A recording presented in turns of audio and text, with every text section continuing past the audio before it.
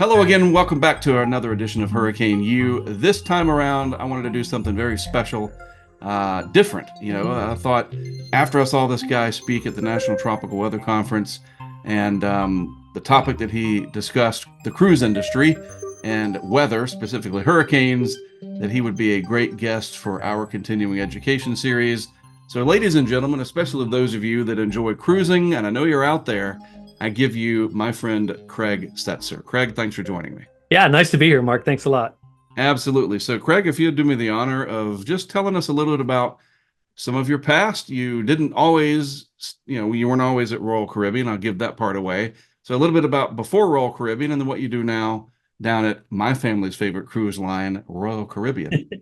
Well, thank you. I was on TV for decades, 37 years, and TV's kind of changed over time.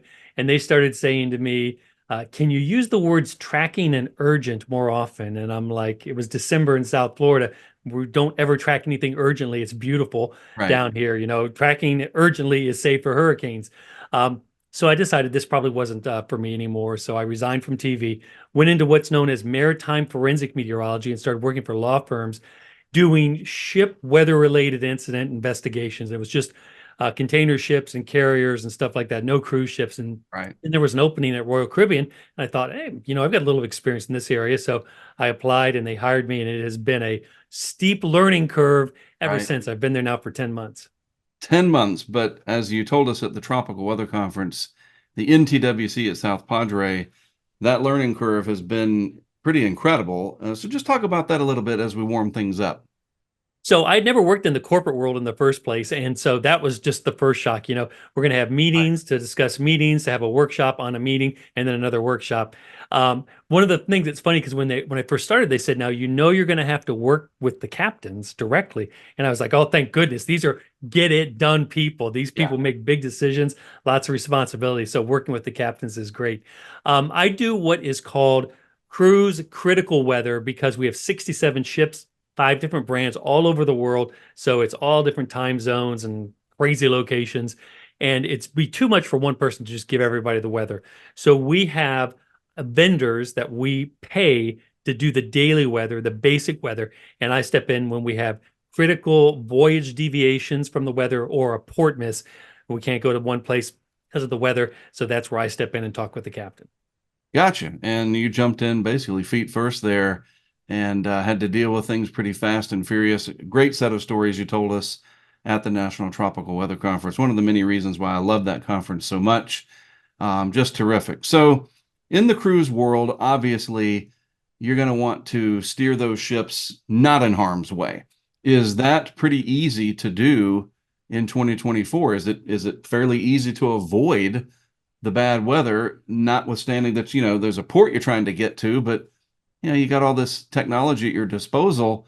You can pretty much avoid catastrophe so far, right? Right. Yeah. Yeah. No catastrophes. Of course, safety is always paramount. That's our first goal is to be safe. Second, I would say is the guest comfort and the guest experience. Right. We don't want what we call a cruise to nowhere. Some people like being on a ship, but other people want to go someplace. So we always try to take them someplace. During hurricane season, when there's big storms out there and things like that, it's almost like playing slow motion chess in a way because you're anticipating where's this storm going to be? Where's my ship going to be? What if the storm isn't there? What am I going to do with my ship? And when you have like a storm, a tropical storm or a hurricane moving across multiple itineraries, it becomes Yeah. really challenging. Not only because you're moving the ships out of the way, but then you have to have a place to move the ships. And sometimes we get crowded ports or destinations because everybody's going to go to that place. So during hurricane season, you're watching what basically? Is it pretty much like what I do? We're looking for Genesis. And then if we have something form, okay, where's it going to go? Or is there something sort of beyond that because you're looking for more than just we want to make sure we keep our cruise ships out of the paths of hurricanes. There's something called swells and big dangerous seas out there, even if the hurricane is far away, right? Right, right.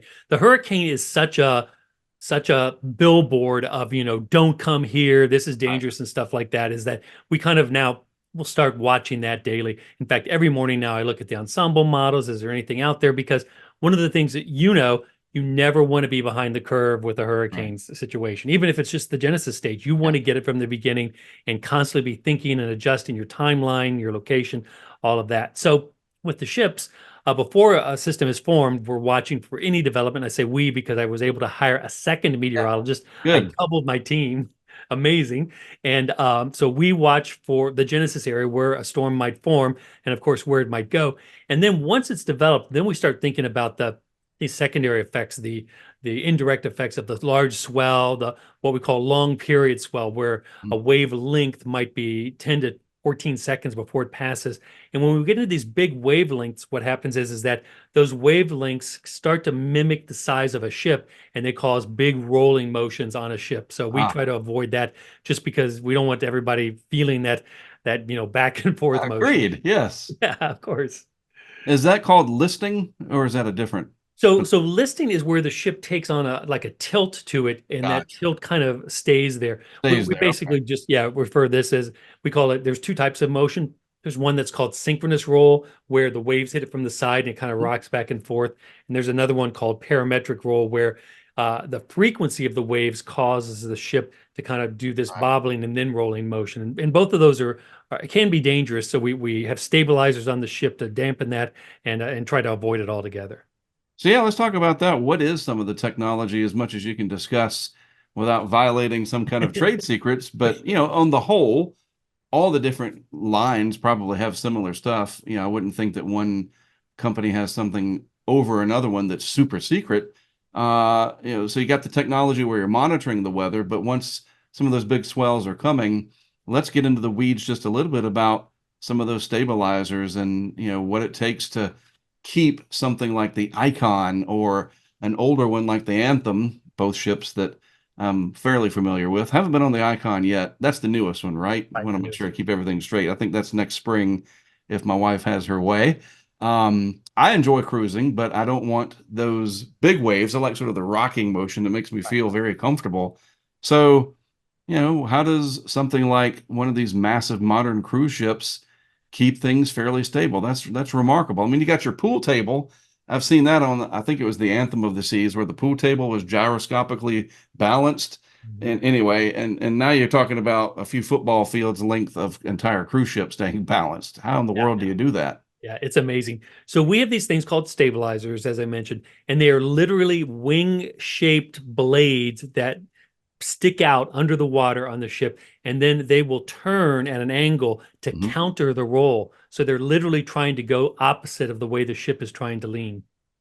So, is it kind of like turbulence on the ocean that we would feel in an airplane, basically, because the ocean is just a much denser form of the atmosphere, really, right? Is that Right, right. a sort of an analogy to that? Yeah. So you don't, turbulence is not welcome in the ocean either, is what it really comes down to. That's right. Gotcha. So let's talk about some situations where Royal Caribbean has been able to avoid a much worse situation because a storm kind of blew up, whether it's localized or more regional, like Hillary on the West Coast in 2023. But there was also something over in the West Atlantic, if memory serves. Yeah, we had one, it was very early on in my experience doing this. I'd only been on the job for a month. And one thing I didn't want to do is get into the situation where I've got a ship that's in trouble in bad weather. And so our thresholds are kind of like 40 knots of wind is starting to get kind of high, and seas are 4 meters, which is about 14 or 15 feet.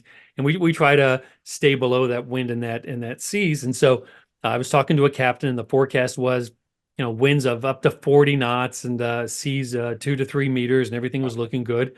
It was early in the morning. We talked and touched base, but we wanted to go fast to get ahead of this front that was coming through. We didn't want to take any chances because the winds were supposed to increase. And he calls me an hour later and sends me a screenshot of his anemometer, and Mhm. it's 65 knots. And I'm like, what is happening? It's ahead Sure. of what the forecast was. It's not even near what the forecast was, and it's higher than what the forecast was. So I thought, well, that was a short stint as a meteorologist for a cruise line. Right, right. Thankfully, though, he steered through it. We determined later it was just a gust front that had come Right, out. It wasn't showing up in the models. And right. that's really, I think, the biggest thing I deal with. I call them unforeseen weather events. And you Gotcha. have those out in the ocean where there's no radar coverage. You might have obscured cloud coverage or something like that. And then something hits you, a big wind event or a big wind shift. And those to me are the most challenging, and they can also be kind of the most disconcerting, because if a big wind shift hits the ship, it will impart that list, that leaning moment Sure. on the ship, or healing moment as it's called. And that's where, you can have some bad things happen. The pools might spill over. Right. And it's a situation we try to avoid at all cost. Yeah, it starts to become unpleasant, like you said, for the passengers. It's no longer fun. Now, some people enjoy the turbulence on planes. Speaking to a friend of mine named Matt, when he watches this, he'll get a good chuckle. He took off in Ian when it was passing over RDU, and the plane had to pretty much almost go straight up. He said it was rocky and crazy, and he loved it like a roller coaster up at Cedar Point in Ohio. I'm like, dude, I would have just been out. Forget it.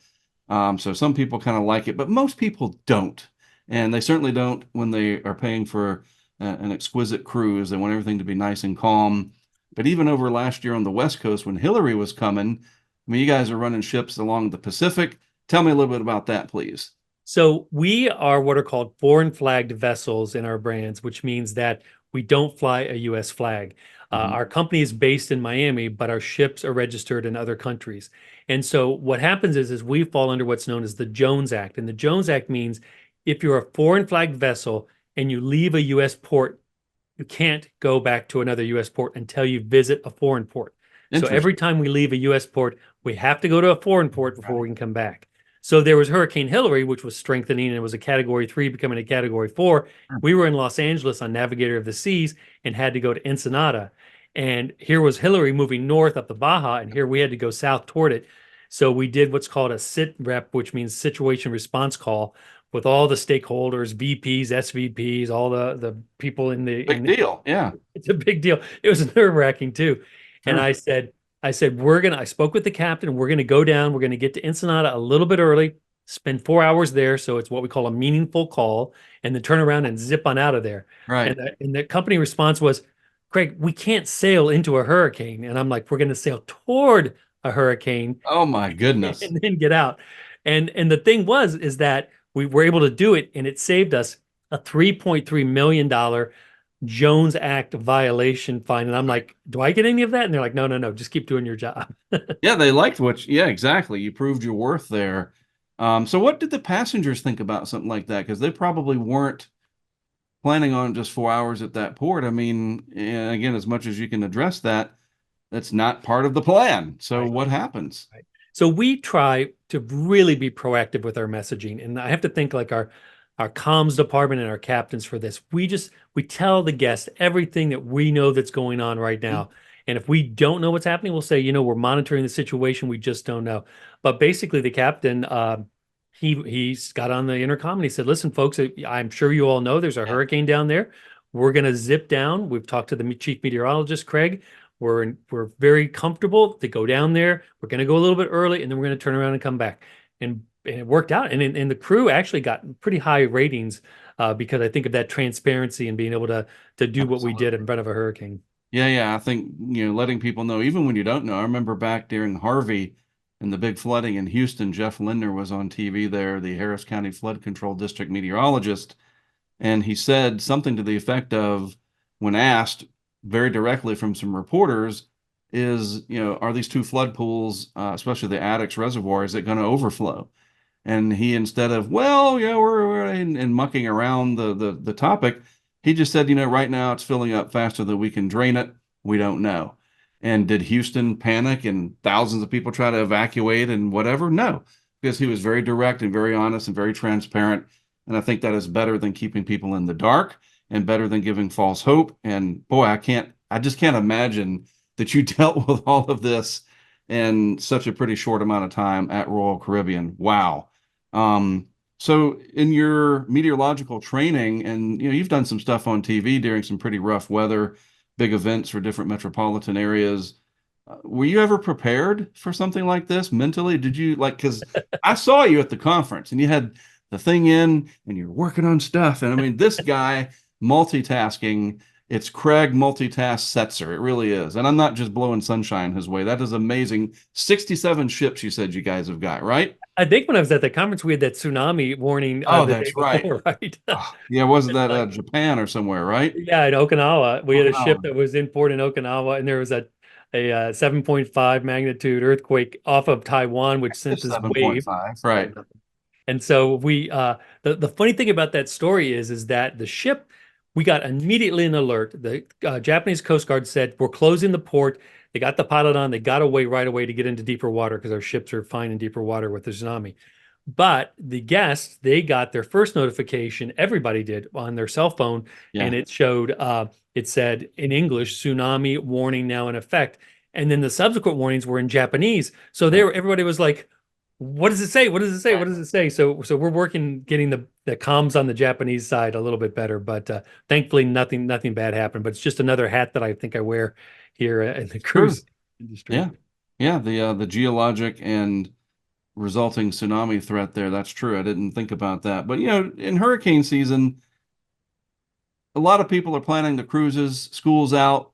What is the busiest time of year for cruising in general? Do you know those stats for Royal Caribbean? So we move around. So sometimes people say, Craig, when's the best time to cruise? And Okay. I say we move our ships to different parts of the world so that it is the best time no matter where you Oh yeah, cruise. you take So advantage of it. Yeah, right, right. So in the wintertime, we leave Alaska and go to Australia and New makes Zealand. sense. Right now, we've got many ships in the Mediterranean. They're over here in the Caribbean in the summer. So we kind of reposition based on where the weather's good. The one thing about hurricane season is that you're not going to be impacted on a cruise ship because we're getting away and getting Yeah. away quickly. The one thing that might happen though is your itinerary might change because we're not going to go to a place and play it close in front of a hurricane. So that's what I tell people during hurricane season. Cruise, just remember you may end up going someplace a little bit out different, but I promise you it's still going to be a good time. So in a season such as the 2024 season being predicted to be as active as it is supposed to be, a lot of people say, well, what good are these forecasts? What am I supposed to do? I would have to think, because people always cite it only takes one and we don't know where that one's going to be. But, a sizable portion of those 67 ships that Royal Caribbean has are in the Atlantic basin. And if there are probably going to be more hurricanes, that's something you, as the chief meteorologist for the company, needs to know about, right? I mean, Yeah. so that really does matter that, okay, this year does look more favorable because it could literally affect operations. Right, right. And to that point, to the operations point, we're concerned here in Miami. If we took a direct hit in Absolutely. Miami and our headquarters is here, we've got 3,500 people stationed in several different campuses in South Florida. And so we've already got kind of like I don't know what they call it, that, a lone survivor type of scenario Yeah. where we stagger people out to work remotely to keep the rest of the company moving should we be directly impacted here at our headquarters. Yeah, like they do at the National Hurricane Center. I think the Weather Prediction Center or something like that used to be Yep. HPC or whatever up in Maryland, which now they're having tornadoes up there as we record this, but that's a story for another day. They do have backup up there. And in fact, they did that certainly during Andrew and probably Irma, I would think in 2017. So Mhm. that's interesting that Royal Caribbean, with you being based in Miami, would do something very similar. Okay, so something specific for the cruise public. You've got a cruise planned for many months, and you're going to go from Miami down to the Caribbean, whatever that means. Maybe it's a 7-day itinerary, and a hurricane's brewing along, doing its thing. What do you do as, like, because we all know that when we do these cruises about refund policies and how all that works, and you don't just call up willy-nilly and say, I don't want to do that anymore because it's hard. It's hard to rebook people, and it's a process. So to reduce the stress, is there some advice that you can give? I know you're not on the customer service side, but you still see how these things can impact people. How can people make it less stressful when planning for hurricane season and cruising? Right. We've got like a cruiser's guideline. I don't know what specifically it's called. Maybe I can give it to you and you can put it in Sure. afterwards. But Yeah, we do that. it's Yep. A little it's lower third basically there. kind of like a protection set of rules that the cruise industry developed so that people didn't feel like they were, it was like a gotcha situation And Right. so if we have multiple port misses, then we start doing refunds and credits and things like that. And sometimes if we know that our ship is going to go to a place that the people don't want to go, we'll let them know ahead of time. We're not going to unfortunately be able to go to the Eastern Caribbean. We're going to the Western Caribbean. If you don't want to go, we'll give you a full refund. But we're just letting you know now. We don't want you to get on board and go like, wait a second, I thought I was going to St. Martin and now I'm going to Right. Cozumel. So there is a responsibility on the cruise public to stay on top of stuff so they're not caught completely unaware. And not everything's going to be absolutely just spoon fed to people, so to speak. We talk about that with weather in general, that if you've got a cruise planned down in the tropics during hurricane season, there is no reason for you to be taken completely by surprise. I had no idea this could be happening. Like, come on, you got to be kidding me. So that's pretty remarkable and certainly admirable that that plan is in place, that stuff can be changed and people can get refunds and so forth, because it's got to be very stressful for people.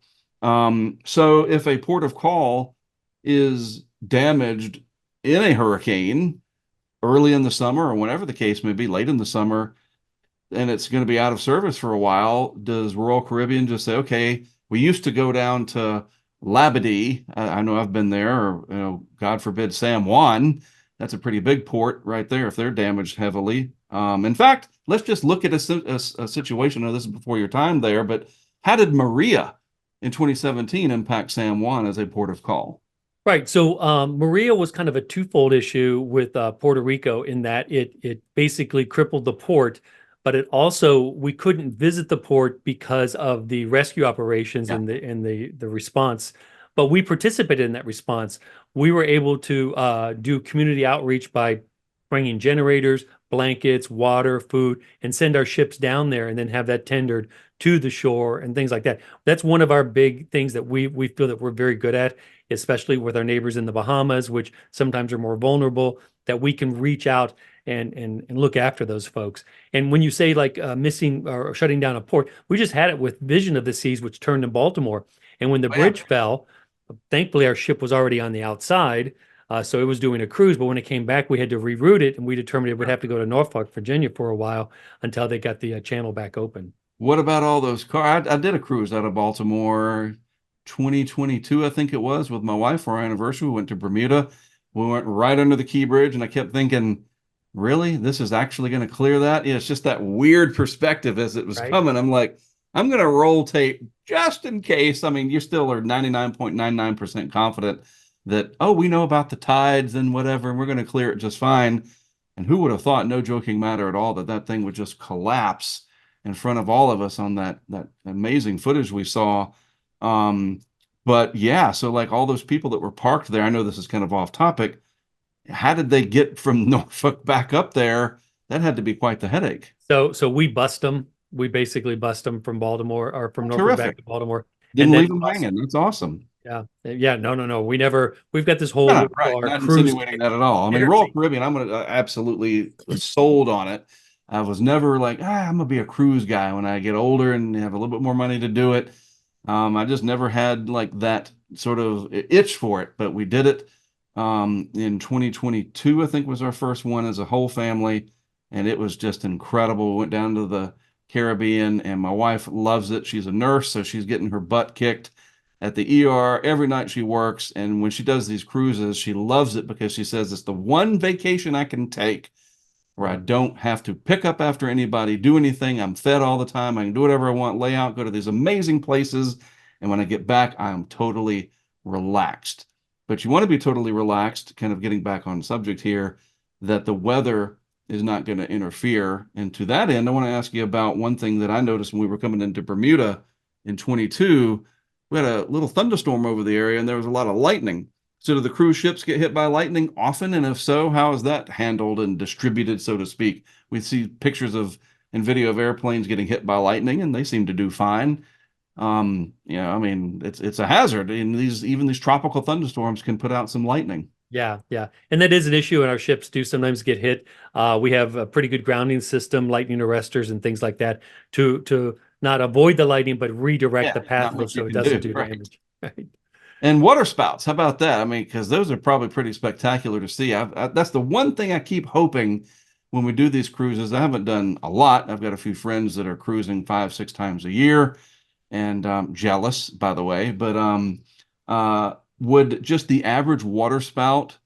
I mean, there's some big ones, but those typically are in the Gulf of Mexico. But around the Keys and even South Florida, those don't seem.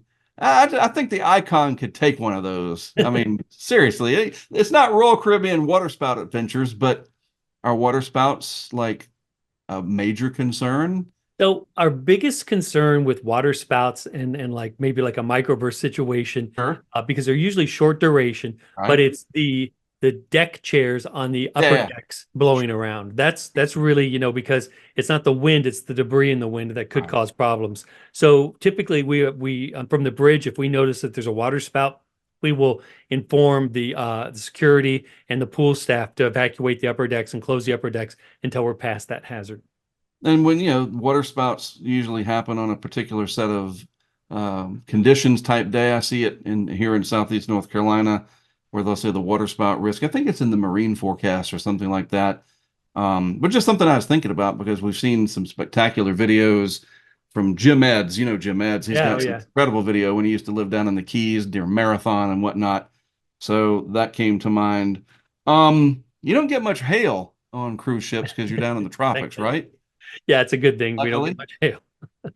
We've had some when we've sailed up and north in Alaska, and we sometimes have to go to dry dock, and we go to dry dock in different places. We were taking Navigator over to Singapore and to South Korea to do some work on it, just to kind of refurbish it and get back up to really nice new shape.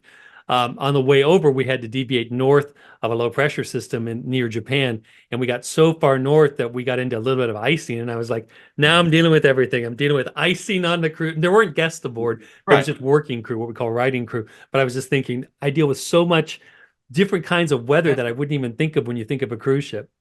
That is amazing. So I think we talked a little bit at the conference about sort of the future of weather forecasting as a whole. And with more and more cruise ships coming online from all the different companies every year, it seems, and they're getting bigger and bigger, where do you see the future of forecasting? Because at the end of the day, like you said, it is for the comfort and the safety of the passengers. And so that being the case, the big question now are those two letters, AI. Is there going to be any work that AI can do to help make things more comfortable going forward? Yeah. So, and to take a step back, in the maritime, not just the cruise, but in the maritime industry, there's almost a sense of, oh, it was the weather, it happened. What could we do? And so, one of my goals with Royal Caribbean and to do it so that it affects the whole industry is to change that way of thinking. Not that it just happens to us, that we can predict it, that we can avoid it, that we can take advantage of it. And then I think to that extent, we can use AI to like tune the weather for certain ports where we always get the wind wrong at this port. Well, we learn the bias then of the models and adjust for that, compensate for that with AI. So I see AI as just, we're right on the precipice of a Yeah. big jump forward in terms of numerical modeling. And that's interesting because I think of AI and even mentioned this to the gentleman that spoke to us down at South Padre, that most AI, these large learning models, have just an insane amount of input for them to learn from. But hurricane history, just speaking of strictly hurricanes, we have decent data going back to maybe the 1850s from ship reports and whatnot. And that's probably hundreds, maybe thousands of data points if you added it all up. And to AI, that's nothing. Mhm. It needs millions and millions of pieces of data. So that's going to be interesting to see how that works in terms of hurricanes. But again, that's a very specific season, as you know, everyday weather. Like I said, we're talking about possibly forecasting and being on the lookout for those towering cumulus clouds that grow into maybe something that could do a water spout for a few minutes, and a big cumulonimbus cloud that can drop the microburst as an example. And those minuscule, in the scheme of things, weather events, that's different. That's, a different set of meteorology than these large hurricanes that we're trying to see in the overall global models. Right. And But we go break ahead. that down into two parts too. So really kind of from a cruise industry point of view, I look at what we call port weather, which is weather that would affect us getting into or out of a port or even staying in a port, and then what I call voyage weather. And Yeah. subsets of that are what we call predicted. We know that the wind's too strong to get into a port, or we know that There's a tropical cyclone out there. We're going to avoid it. And then there's these unforeseen, like you say, these things that aren't really well modeled. They're Right. sometimes subscale, the microburst, even the import microburst or gust Yeah. front where your ship is trying to be pushed away from the pier, things like that can cause problems. Yeah, I mean, stuff like that is basically down to just watching radar scope, at least this way I look at it sometimes, or a short-term forecast or whatnot. And again, that you handle this, now you have a new a meteorologist. By the way, is that anybody that I know or that we know in the weather world, or if you can say, the No, new no, well, person? she's much smarter than me. So let me start with that. She Okay. has a bachelor's in physics and mathematics, and she has a master's in meteorology. Oh, So and wow. she's a great computer programmer and coder. So those are all the skills I needed. I'm like, I don't want another me. I Right. want someone who can go beyond me. So she worked at the National Hurricane Center for a season. I think she wrote or helped write 20 advisories, worked with some of the specialists there. And so she's got a really good foundation and That's she's terrific. very, very smart. Well, that's great. It's like Craig Setzer plus, Yeah. maybe three Plus, pluses. plus. That's great. Well, good for you. So as we march through the 2024 season, again, just kind of rehashing maybe a little bit about what we talked about, but just to keep it top of mind for people. Okay, I've got some cruises planned this year, one cruise, whatever the case may be. Again, just to rehash it, what's some good advice to leave people with as we move through June and depending on when people watch this, July, August, whatever, to make it easier for them to handle the stress of possibly having an itinerary change or whatever the case may be. We know Craig's on top of it, so there's definitely, and his new meteorologist. So that's good. But the inevitable, especially if there's a lot of hurricane activity, again, what can people do to help them proactively at least reduce that level of stress? Because cruising is a big deal to people. Yeah, yeah. I think, I mean, there's always, and you and I know this, there's always a little bit of stress when there's a hurricane out there. It's just human nature that you're going to Right. feel some stress. So, I mean, accept the fact that you're going to be a little bit anxious and is this going to impact my cruise? And the possibility, if we have a lot of storms and we have a lot of ships, there may be some cruises Sure. that are impacted. But first and foremost, I just want to say we always go away from hurricanes. We are not going to get trapped by a hurricane. I mean, you and I have chased hurricanes. Right. We know to anticipate well in advance what could possibly happen and then give it a wide berth if we're trying to get away from one. So that's first and foremost. The second thing, though, I think is that, and you mentioned this, is just this mindset of kind of a little bit of nimbleness, is that we're going on a cruise. We may not, because that storm's out there, go exactly where we wanted to go, but we're going to be fine. We're going to be safe wherever we end up going. So, what is a place or a way that people can proactively stay on top of this? They could follow what particular part of Royal Caribbean on social media? So Just the one general thing that point out or yeah, what? once you sign up for a cruise and you give us your cell phone and everything, we have this alerting system called Everbridge, and we can send text messages to passengers. If they're on airplanes, we can send just to those people. We can send people that drive it. We can send people that are connecting from another ship. We've got all of this down to a pretty good science. So Wow. we, like I said, really proactive with messaging. So I kind of want to say, I kind of like to say, I'm watching the weather so you don't have to worry about it. I like that. So, and if there's something big, we're going to talk about it and we're going to let our guests know. Well, that's terrific. Trying to think if there's anything else. So, if the season were to be like if we had just simultaneous crazy activity, is there a scenario that, and just walk me through this as we wrap this up. So you say a lot of, and when I say you know what I mean, Royal Caribbean, out of it's Craig's company. Wouldn't that be cool? Tampa, right? We sail some vessels out Florida. of Tampa. Yep. Houston, And Galveston. New Orleans, We don't sail out of New Orleans. We sail out of Galveston, Galveston, Tampa, Miami, Fort Miami, Lauderdale, Fort Port. Lauderdale. Anything in Key West, or is that? No, we visit Key West on some of our smaller celebrity ships, but we don't sail from there. Okay, so just those areas in Florida along the Gulf Coast, and the activity is just rampant. Every couple of weeks there's something. I mean, 2020 was pretty darn busy in that regard. Is there a scenario where you would just tell the company, and again, if you can't answer this, I understand, but look, we need to just pause for 2 weeks until this rash of hurricanes goes by. like there's just too much going on. We can't get through all of these paths that are coming. The ensembles are lit up like we've never seen them. Is that a possibility? So I think first and foremost, we try to never cancel a Sure. cruise. We always try to salvage it. So it has to be pretty extreme to cancel it. Uh, then the hierarchy kind of in terms of like problems that I deal with are then our turn port, which is where we drop passengers off and get provisioned and load passengers Right. on. If that's disrupted, that is a big deal. So it's more likely, I think, if we have a really busy hurricane season, that we're going to have some turn port disruptions. And those, everybody sweats those. I know the guests get upset because they're like, when am I going to get off the ship? We're not Right. going to where I thought I left my car. And then the people that are flying in, they're like, well, we were going to go to the ship. Now we've got to go to a hotel because the ship's not there. I mean, these things happen. They happen to all of the cruise lines and Right. all of the cruise ships. But we try to minimize that. And I think the one thing, because you mentioned, is there any special sauce or any magic or secret out there for us? I would say just having a meteorologist. We're the only cruise line company that has now two meteorologists. Nobody else has meteorologists on staff. And so I'm always trying to anticipate. I'm like, well, let's Right. move them here and here and keep the disruptions to a minimum. I remember when you told us that down in South Padre, and I was stunned. You were on stage and you talked about that.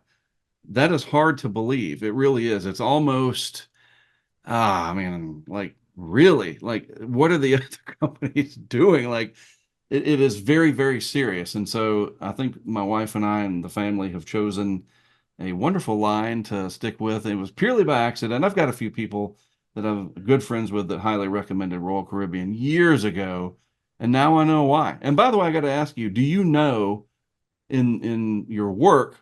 I think you hopefully know the gentleman by name because of his reputation and hurricane stuff. Do you know Michael Laka?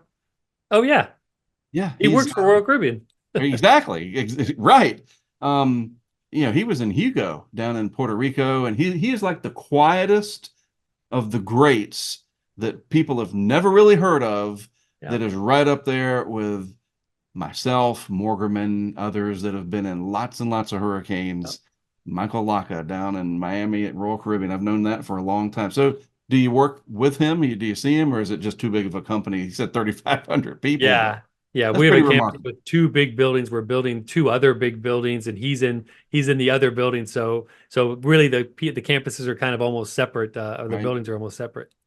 Yeah, it's just friend stuff Craig and I are talking about here. I've known Michael for a long time, a legend. By the way, folks, his website, I'll put a little lower third down there, is tropmet.com. I think it's still in operation. Michael Laka has been in some amazing stuff. I think most recently was Irma in 2017. I have to check and see how he's doing. Anything you want to add that I didn't think of? I knew as soon as I saw your talk, as I said before, I feel like, very privileged to be able to have this conversation because it's fascinating. You're working in an amazing industry. I've seen documentaries about it, and it's just like I never really understood the lure and allure of cruising. Now I do, but also I'm the guy that's going to be on the bow or the stern or whatever, and in between, looking out at the clouds, trying to see that rain shaft, trying to catch the rainbow, whatever. I'm the weather guy on there. I love it for that and the other cool stuff, sure. And you've got this really, really interesting job, but the number one goal is keeping the passengers comfortable and safe. Safe first, then comfortable, right? Right. So anything that I didn't think of, because I've just been almost giddy. Seriously, this is such an exciting thing, and I know my wife's probably going to enjoy this episode herself because she loves cruising with your company. No, but it's funny, and you reminded me of the way that you and I perceive weather, which is different from most. Right. And so I was on Enchantment of the Seas, and we were coming back across the Southeast Gulf, and it was blowing pretty hard, and there were 3 to 4 meter seas, and these were, pretty big waves and stuff. But the ship was on a point of sail. There was just a little bit of rocking motion.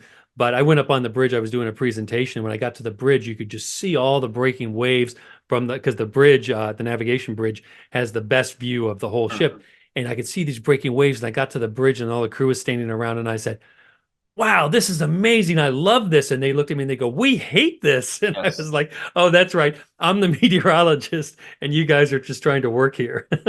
Yeah, I can only imagine. Well, I really appreciate it. I think this is something that was just kind of fell into my lap. You got invited to join the company. I'm glad they hired you because that meant we get to have this conversation. And good for Royal Caribbean to have now two, and both of you are full time, right? Yes, yes, that's That's correct. yeah, absolutely, that's fantastic. Well, Absolutely. congratulations to the both of you. Thanks Thank for you. spending time with me on this edition of Hurricane U, and good luck this season. I think we're all going to need it. Thank you, Mark, and good luck to you also with your successful hurricane hunting this year. Be safe. Yeah. Yeah, hopefully I don't have to come anywhere near any of these ports and whatnot and put cameras nearby. That's a story for another day, but I appreciate it very much, Craig. Thanks. Thanks.